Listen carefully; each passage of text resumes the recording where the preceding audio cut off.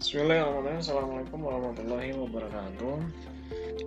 Insya Allah pada kesempatan kali ini kita akan coba membahas ya beberapa tradisi menyimpang yang terjadi di Arab Jahiliyah ya.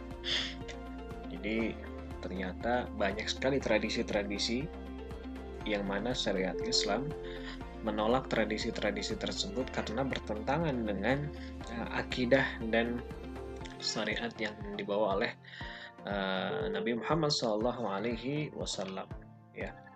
Nah, kajian kita akan bersumber ke satu kitab yaitu Dirasatut Tahlilah li Syakhsiyati Rasul Muhammad SAW. Studi analisis kepribadian Rasulullah SAW ditulis dan dikarang oleh Al-Ustaz Dr. Muhammad Rawaskolah.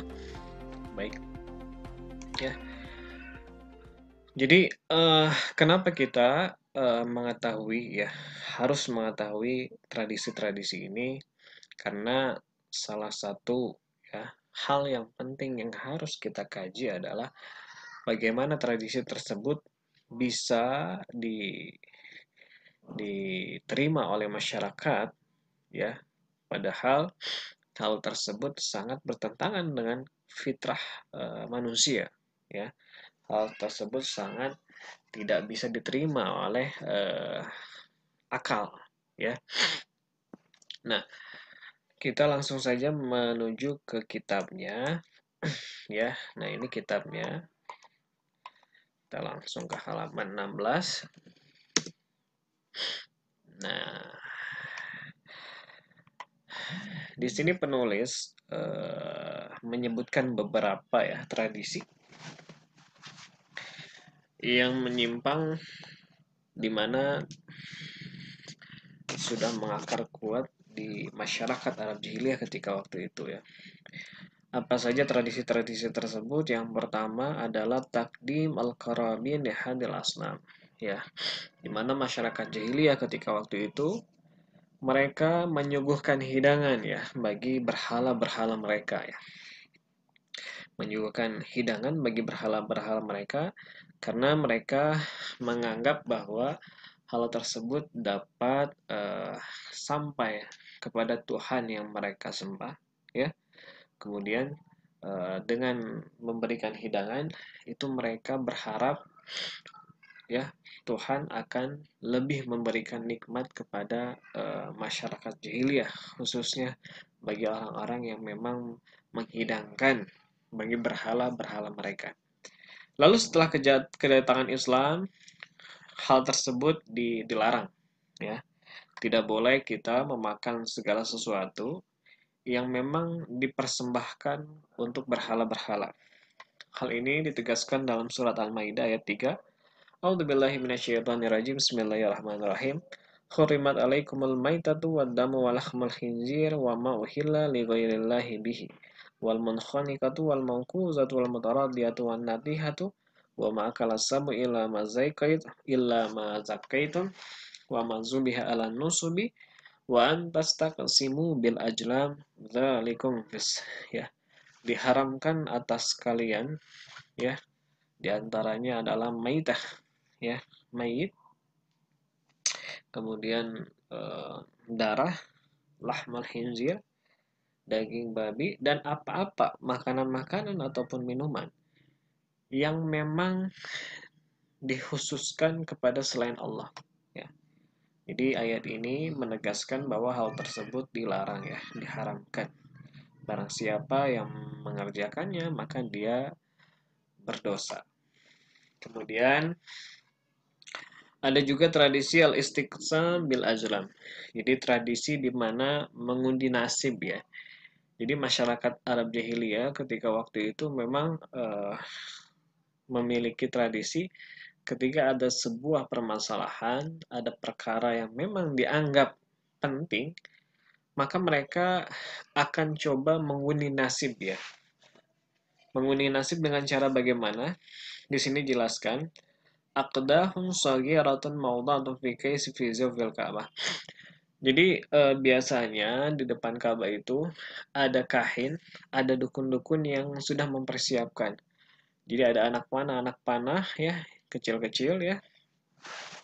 Itu ada 3 macam. Ada anak panah yang tertulisnya if'al, ya, laksanakan, ya. Ada juga anak panah yang berisi perintah la taf'al, jangan lakukan. Dan yang satu lagi guflun, abaikan, ya.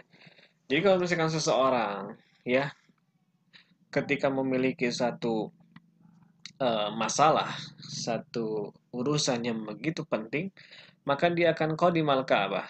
Dia akan datang ke Ka'bah, wa qaddamal qarabin lil asnam, kemudian dia akan mencoba membawakan hidangan bagi berhala-berhala mereka. Summa yukhriju lahul kahinal kais, kemudian dukun akan mengeluarkan ya plastik kantong, ya, kemudian dia akan mencoba mengundi nasib. Kalau misalkan yang keluarnya itu anak panah, ya, berisi perintah lakukan, maka dia pasti akan mengerjakan urusan tersebut. Tapi kalau misalkan anak panah yang keluar itu berisi larangan, maka harus ditinggalkan. Hal ini bimasa batil istisarah lil asnam. Jadi mereka menganggap ketika undian yang keluar itu, baik itu perintah ataupun larangan, mereka menganggap bahwa hal tersebut merupakan pilihan yang sudah disiapkan oleh berhala-berhala mereka, ya. Jadi mereka tidak berani untuk menentang apa yang sudah ditetapkan oleh berhala-berhala mereka. Karena hal tersebut baik, ya. Mungkin tradisi ini kenapa begitu melekat dan mengakar, bisa jadi, ya, menurut analisis saya, bahwa banyak sekali orang-orang yang menganggap ketika satu urusan datang ke dukun, kemudian urusan tersebut ternyata setelah diundi memiliki dampak positif, ya, memiliki pengaruh yang hebat, maka hal tersebut menjadi satu hal yang lumrah, ya.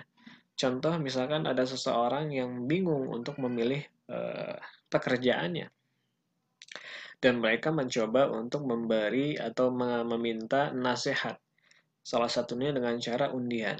Nah, setelah jawaban yang undian tersebut keluar, misalkan laksanakan, ternyata setelah dilaksanakan memang benar adanya bahwa dia karirnya bagus, ya, karirnya meningkat dengan cepat.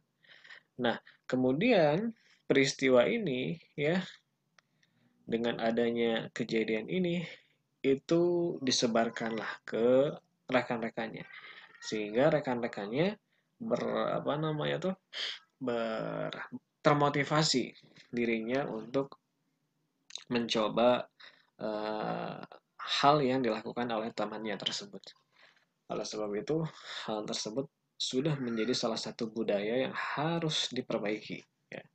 Kemudian ada juga tawaful qadimin min kharijil haram haulal ka'bati aratan sawa'un kanu nisa aw rijal. Jadi ada tradisi tawaf mengelilingi Ka'bah, ya. Itu mereka mengerjakannya di luar tanah haram, ya, yaitu di sekitar Ka'bah, uratan sawa'un kana nisa. Tapi mereka melakukan tawaf ini dengan tidak memakai pakaian, artinya apa? Tidak menggunakan sehelai benang pun. Hal ini dilakukan baik oleh nisa atau rijal, laki-laki, perempuan maupun laki-laki. Namun sebetulnya hal tersebut waqad kana al-katsir minhum yu'addi tawaf 'ariyan wa huwa karihun lah. Banyak di antara mereka yang sebetulnya menolak dengan tradisi buruk tersebut. Mereka menolak dengan tradisi menyimpang tersebut karena mereka karihun lah. Mereka tidak suka dengan apa yang mereka lakukan, ya. Sebagaimana ada syair, ya, dari seseorang perempuan, al-yaum yabdu ba'dahu aw kulluhu fama bada minhu fala uhilluh, ya. Di sini perempuan tersebut, ya, tidak menyukai beberapa tradisi, ya, yang sudah dikerjakannya di masa yang lampau, yaitu salah satunya tawaf ya dengan tidak menggunakan pakaian ayat urat. Kemudian ada juga al-muzari'un idza harasu harsan aw gharasu gharsan hattu fi wasati hattan faqasamuhu bisnaini. Jadi orang-orang petani ya, orang-orang yang memang bercocok tanam, idza harasu harsan, ketika mereka menanam ya, mereka akan coba membuat satu garis di tengah-tengah, kemudian dibagi dua, ya. Lalu mereka berkata, "Ma dunal hadal khat li atihim wa ma wara'ahu lillah." Yang sebelah satu sisi itu buat berhala-berhala mereka, yang sisanya itu diperuntukkan untuk Allah Subhanahu wa taala. Fa in saqata fima ja'aluhu li aliyatihim syai'un mimma ja'aluhu lillahi azza aqarrahu wa tarakuhu. Wa in saqata mimma ja'aluhu li aliyatihim syai'un fima ja'aluhu tabaraka radduhu.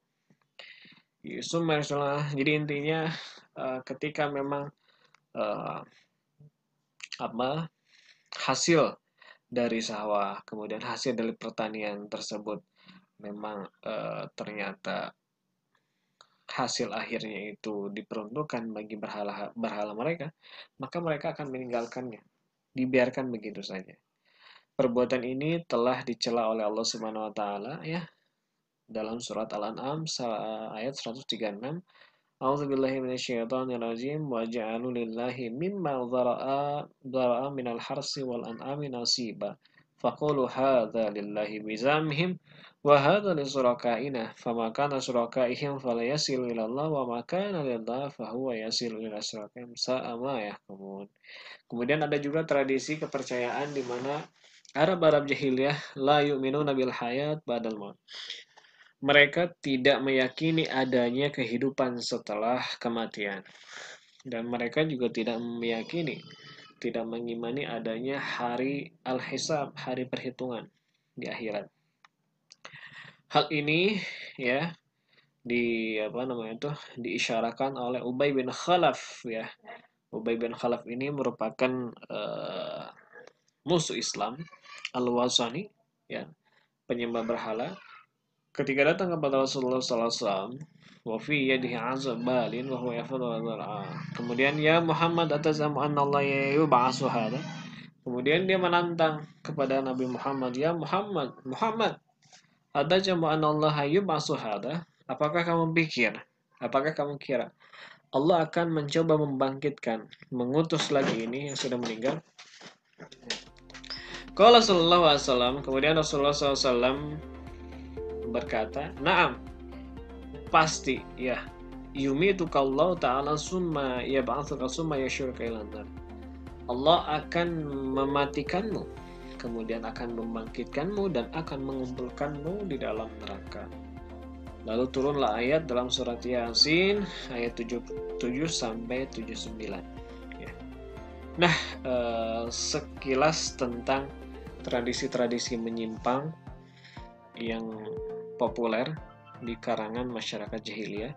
Mudah-mudahan hal ini bisa menjadi tambahan wawasan bagi kita semuanya. Jangan sampai kita mengikuti tradisi-tradisi tersebut ya, dan juga dijauhkan dari keyakinan-keyakinan yang justru itu keliru ya. Billahi taufiq wal hidayah. Wassalamualaikum warahmatullahi wabarakatuh.